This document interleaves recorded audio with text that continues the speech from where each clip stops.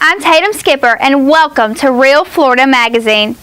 Welcome back here today on the beautiful campus of Florida Panhandle Technical College, another in our series of Meet the Candidates, your opportunity to at least virtually meet all of the announced political candidates in Bay, Washington, Jackson, and Holmes County, Florida, right here in the Florida Panhandle. Here today with Jim Peacock, currently a candidate for Jackson County Commission District 5. In the course of this show, you'll have the opportunity to hear in Jim's own words exactly why you should vote for him. We're going to talk to Jim about his education, his history, his background, and again, his reasons for running for this very weighty office.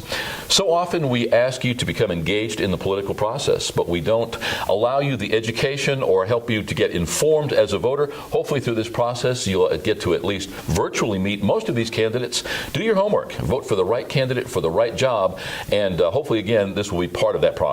We'll be right back.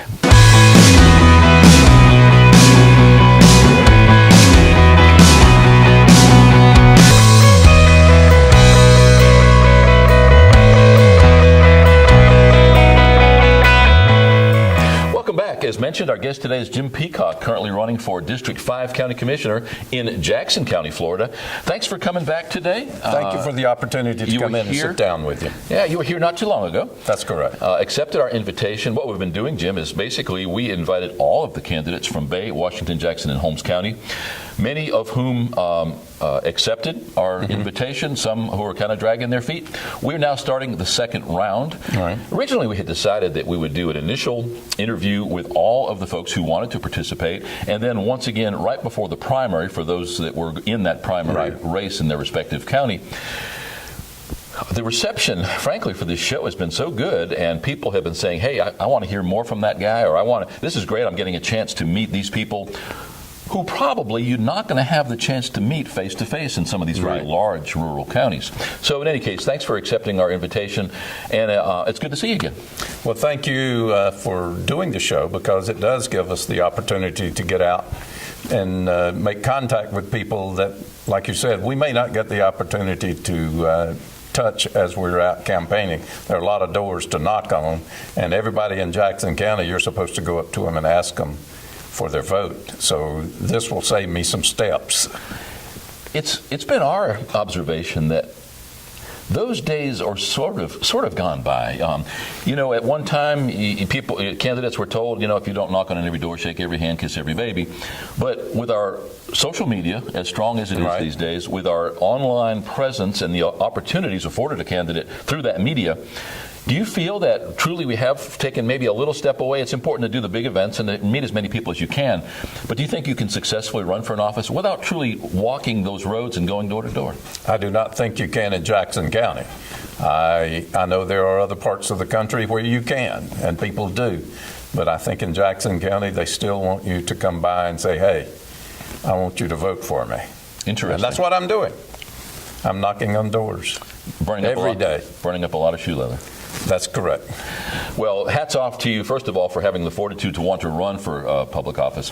I think the first time that you were here, I asked you, first of all, I observed that of Jackson, Washington, Bay, and Holmes counties, Jackson had the fewest people running for the respective offices that had vacancies, and still is the case. But and I sort of scratched my head about that, and I asked you what your thoughts were, and you said you really felt that at the end of the day, most people didn't want to be put under that microscope, didn't want to be picked apart in the public forum for their personal life and so forth. That's an interesting perspective. Well, we all know what happens once you put your name out there. You're fair game, and people start scrutinizing you very carefully, and either justifiable or non-justifiable things are said about you. So, and a lot of people I've had people tell me I'm not going to run because I don't want that. My job, one of the roles I have over in Jackson County is I'm the state committee man for the Republican Party, and part of that job is to recruit Republicans to run for office. And I've talked to a lot of people, and I've had several that would say, no, I'm not interested in it. I don't want to put my name out there. Isn't that a shame? It is. It's absolutely a shame because, to serve our country, should be an honor. And today, with the way you get treated by the media sometimes, people just say, no, it's not worth it.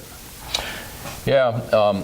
The other side of that coin is that some people love a scrap. Some people love to fight. The old saying, you can wrestle with a pig in the mud. You both get dirty. The difference is the pig enjoys it. Right. And I think that's what we see a lot in these topics forums and these vile online publications. People can remain anonymous. They can remain faceless and nameless. And there is a lot of junk out there. Frankly, the reason we started this series was just because of that. We felt that here in this open forum, people can look at Jim Peacock. They can tell that we don't have an agenda. We don't have a dog in the fight. We simply want to get your feelings, your thoughts, your reasons for running for office, and to be able to express those to your prospective voters. Well, I appreciate that. And the social media, unfortunately, a lot of people think that everything you read in the social media is true, but like you said, there's a lot of bad stuff out there. So you have to learn to be able to discern the truth from the lies that are floating around. Sometimes a very difficult. Oh, very much so, because people will act like they're an authority on something, and when in reality, they're just repeating something they read somewhere else. I like this second round of interviews. You're one of several that have already come for that second appearance. It's a little more relaxed. We're able to talk about things other than the hard facts of your candidacy, since we already have the first one out there. That said, why don't you go ahead and tell our viewers and our listeners, in the case of the radio station, a little bit about yourself, and give us a thumbnail sketch of who you are, Jim, and your reasons for running for this office. I grew up over in Jackson County. I grew up on a farm. My mother and father worked at the Florida State Hospital. My dad, as he was working, he had a little farm. I had to do most of the work on it, and he also was a builder, so he built houses, and we built cabinets for years. But I went to Chipola. I graduated from Grand Ridge High School and then went over to Chipola. And after graduating from Chipola, I went to Florida State University. But while I was at Chipola, I worked full-time at the Florida State Hospital. I would work either 4 to 12 shift or midnight shift, and then go to school in the morning. And I moved over to Tallahassee, and going to Florida State, I worked full-time also. And at that time, Vietnam was going on, and I was on a student deferment. And my last quarter at FSU, the registrar's office neglected to send in the information that I was still in sequence and a student over there. So I got a friendly draft notice, and I came over to Mariana, and the lady over here said, well, Jim, just go take your physical. If you pass the physical the day you graduate, I'll send you your draft notice. So rather than be drafted, I volunteered and went in the Army, and went through OCS, served in the Army for my required amount of time, 3 years, got out and went to Mobile and was Director of Security for Montgomery Ward. And while I was working for Montgomery Ward, managing the security in the Mobile area, I went to school at night and got my master's degree in criminal justice. And applied for the Secret Service and was hired as a special agent with the U.S. Secret Service, and spent 27 and a half years as a special agent and retired and came back home. A lot of people think that Secret Service does nothing but protect the president, but in reality, we spend a lot of our time doing criminal investigations. So I worked a lot of financial fraud cases, bank fraud, wire fraud, money laundering. Anything pertaining to money, we were involved in. But after retiring and coming home, I had started a registered Black Angus farm before I retired. When I came home, I ran that for about 3 years while we were planning our retirement home. And I spent about 4 years, my wife says longer, building our retirement home. And but during that time period, I became the chairman of the board of directors for Crime Stoppers in Jackson County. Later, we expanded and changed our name to Chipola Crime Stoppers, and we took in Calhoun County, established a program for Calhoun County, so now they have a Crime Stopper program. I am involved with the Republican Party. I am the state committee man for Jackson County. I serve on the board of directors for the Republican Party of Florida, and in that capacity I am the CD2 caucus chairman, which means I am responsible for helping get elected a congressman for our counties. And we just had our delegate selection process over in Mariana, which I ran. But I'm also involved with the school, Sneads High School. I'm on the board of directors for their foundation and also their football program. So I stay busy. I'm retired, and I tell people jokingly, I want to find a job so I can rest up. They say if you want something done, find a busy person, and I think that's proven to me more true all the time. Didn't know what it meant the first time I heard it years ago. Realized that those who want to do will find a way to do. Right. Government service as an elected official, no small task. You could argue that some go into those positions and put minimum work for minimum wage into the job. Mm-hmm. There are others who take it to heart and probably do it more closely to the way it was designed to be done, which is to truly represent people. In Jackson County, much like Washington, Holmes, even the northern part of Bay County, very rural, lots of unimproved land.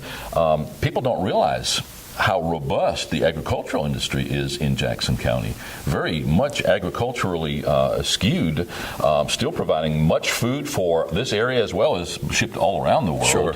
So a robust economy when it comes to the ag. Twice as many, roughly, last word I had, unpaved roads to paved, about 800 miles of unpaved versus 400 paved. Let's start there. Let's start with not just the roads, but money. You said that you dealt with money for most of your career in the Secret Service. We have fiscal heartburn right now. 1995, or I beg your pardon, 2005, the bubble burst. We had a perfect storm. We had a hurricane. We had the oil spill at the same time off of our coast, and we had the financial crisis. All of which combined to make life a little more interesting for us over this last 10 or 12 years. Right. That said, what, if anything, as a county commissioner, in this case in Jackson County, the office for which you're running, can you do to be a better steward, to better use those monies that are available? Let me add one more thing to the mix. In Jackson County, not unlike the other surrounding counties, only about a third of the people pay ad valorem taxes. So your tax base is relatively low. Your school's taking most of their money from the state, even though that's the purview of the school district. It still comes under the umbrella of the entire county.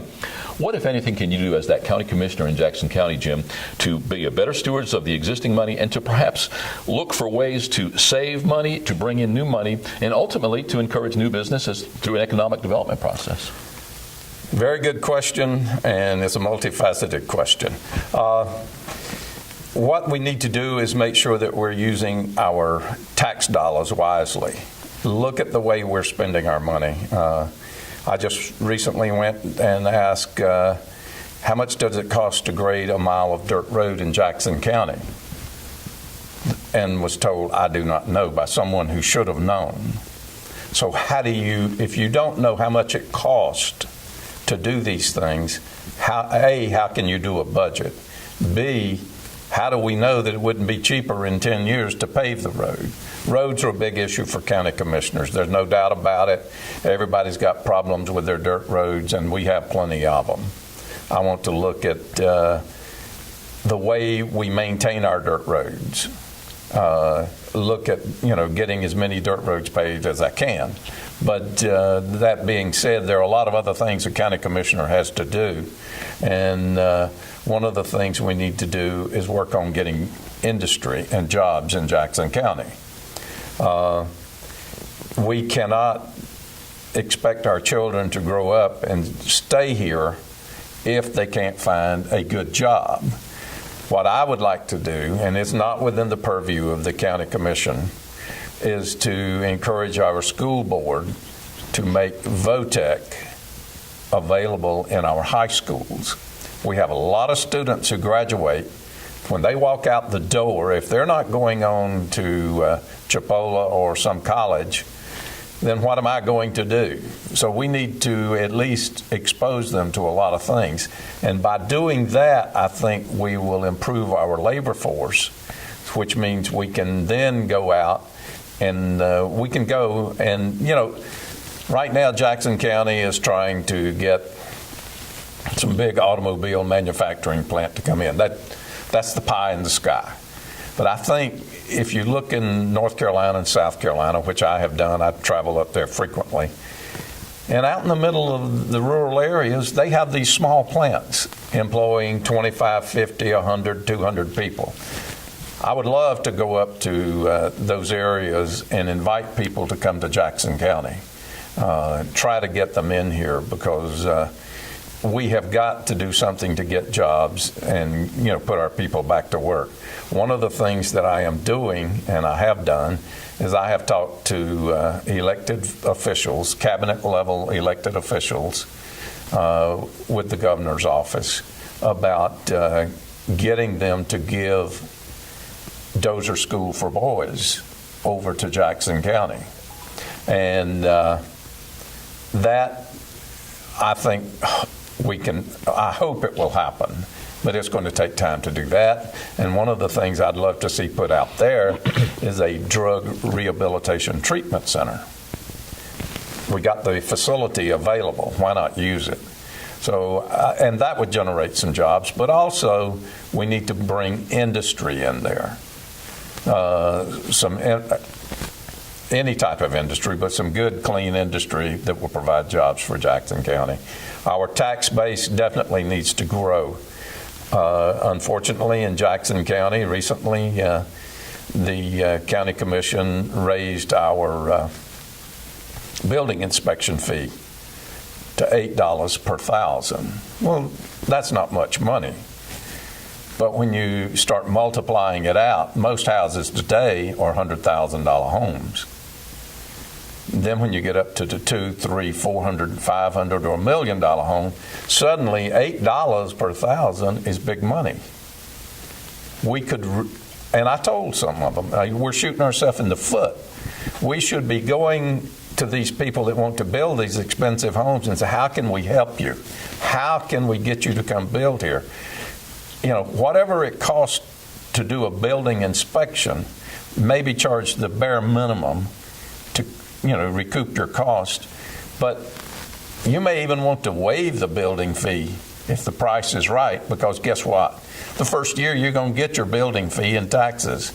But, there are a lot of things I think we can do that will help Jackson County, and those are the type things I want to do as a county commissioner. I want to make sure that we're doing everything we can to improve Jackson County and make it better.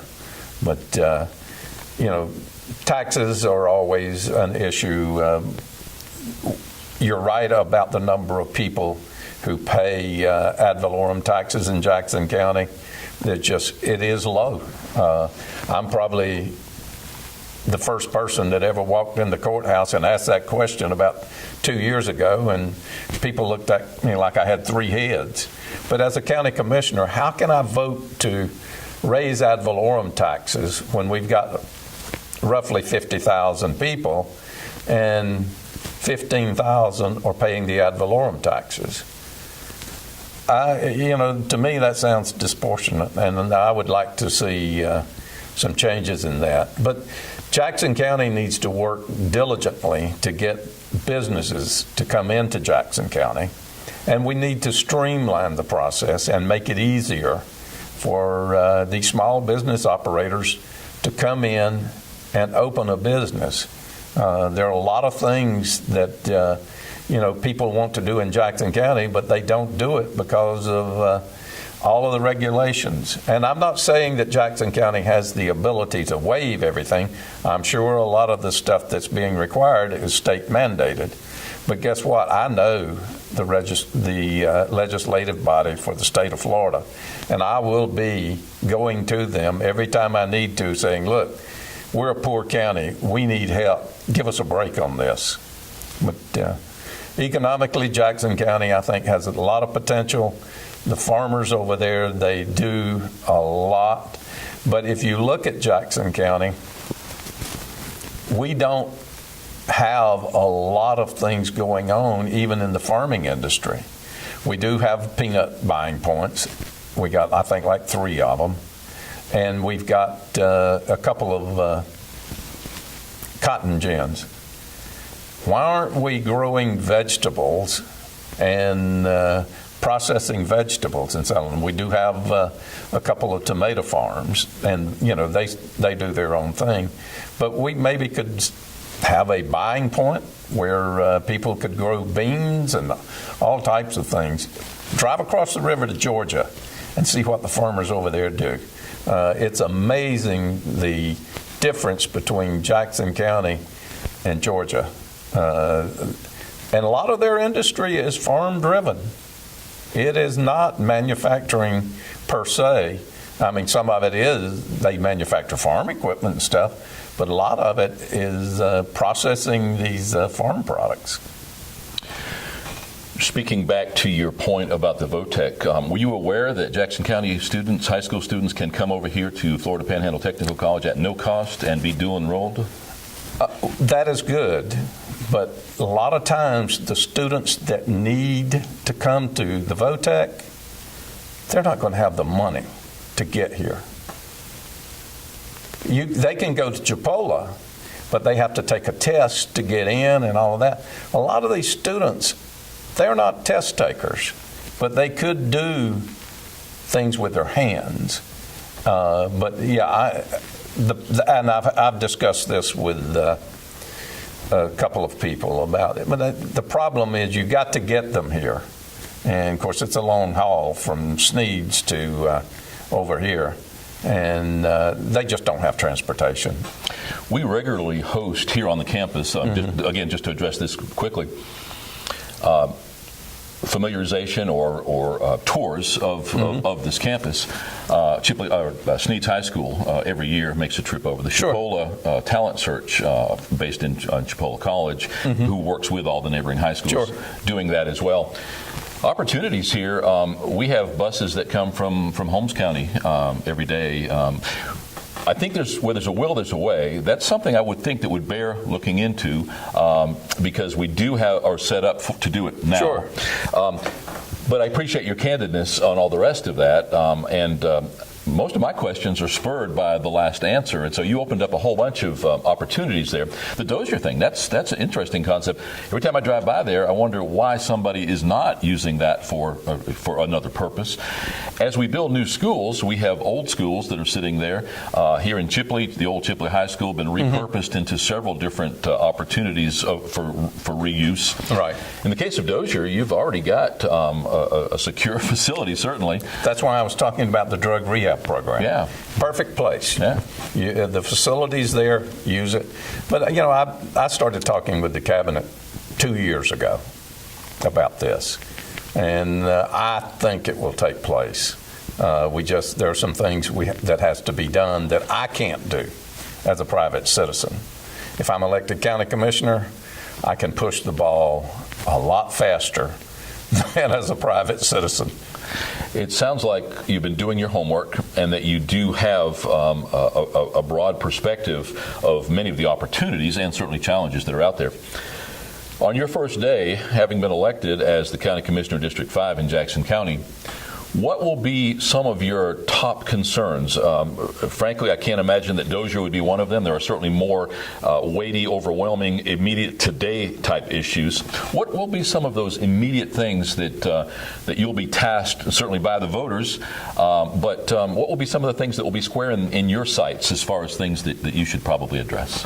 Well, as far as the first day, before the first day, I will be getting up to speed on a lot of things administratively that, I am not personnel issues for the county. I'll review all the personnel manuals, see where we're at, make sure that we're doing the right thing. But the budget is an issue that we need to look at, taxes and how they're being spent. Roads, and that's synonymous with county commissioner in our area.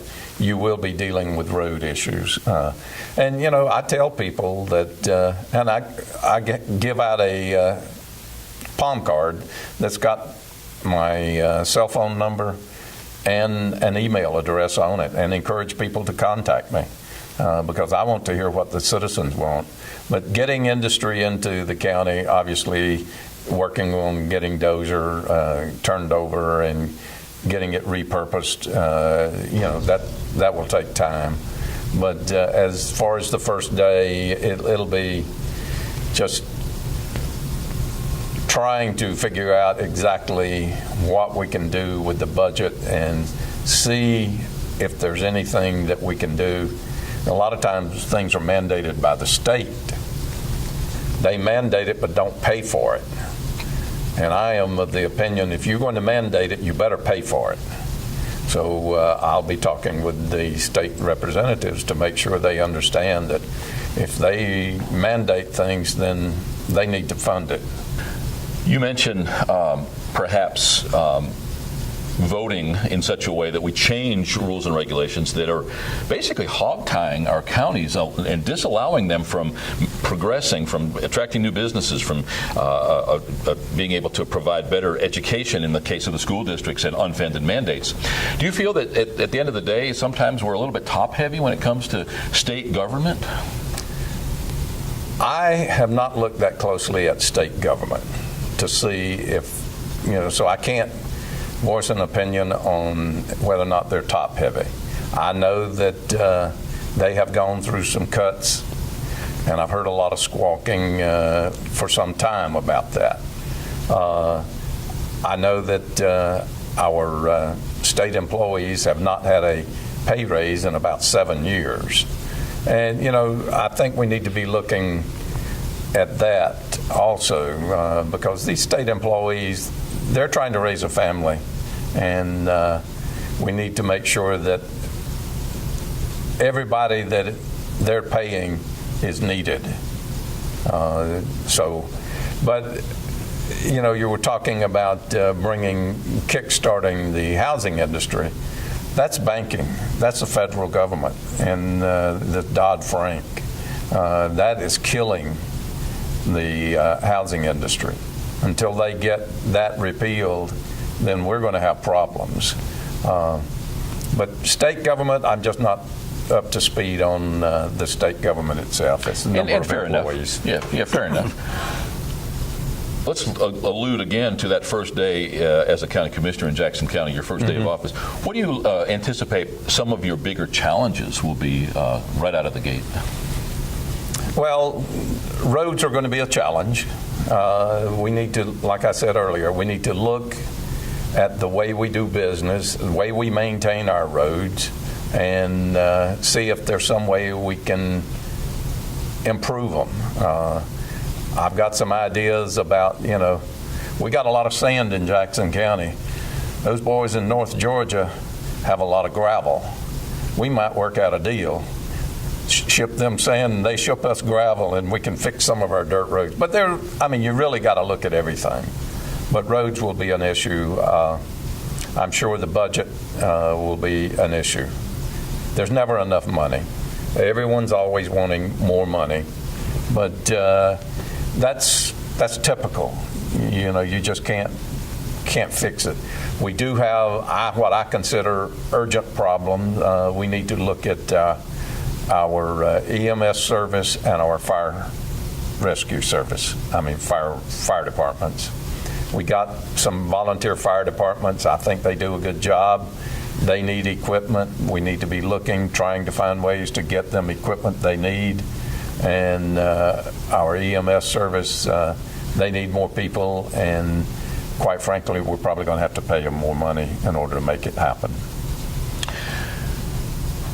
Again, that first day of office and moving forward, what do you think is going to be some of the better rewards? What do you think is going to be some of the best parts of being able to be in that Commissioner District 5 seat in Jackson County? Well, I think for me, it will be able to help the citizens of Jackson County, people who have problems, regardless of what they are. If I can help them solve those problems, then to me that will be the biggest reward, helping the citizens.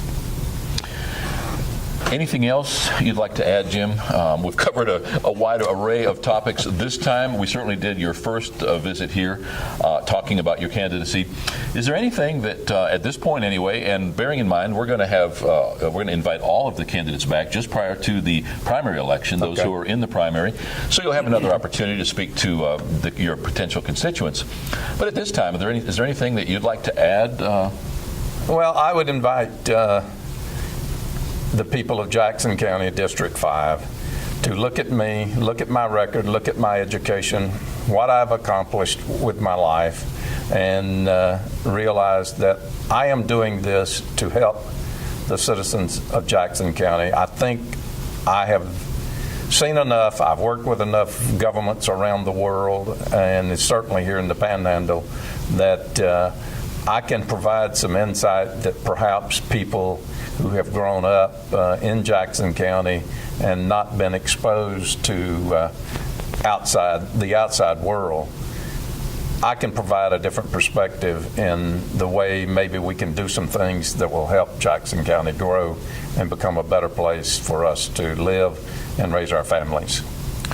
Thank you for being our guest today. You're welcome. I appreciate the opportunity to come in. Yeah, thanks for revisiting with us. Best of luck going forward. Hats off to you, wanting to be that public servant. Hats off to you for being able to go through the process, as we pointed out, sometimes very vile, very disparaging, very discouraging to the candidate. But if it were not for people who are willing to go through that process, we wouldn't ultimately improve those sitting on those boards. So congratulations and best of luck going forward. Well, thank you. And, I think that all of us are here on this earth for a reason, and I think that we all should strive to make our country better. Like I said earlier, I have traveled all over the world. Every time I came back to America, I always said, this is the greatest place on earth to live, and I just want to make sure that Jackson County is going to be the best place in this country to live. Well said. Our guest today has been Jim Peacock, currently running for Jackson County Commissioner, District 5. Another in our series of Meet the Candidates. Your opportunity, in this case, to virtually meet Jim, for him to explain to you in his own words about his background, his qualifications, and his reasons for wanting to be your commissioner in District 5, Jackson County, running under that District 5 umbrella, but ultimately serving all of Jackson County when he is in that seat.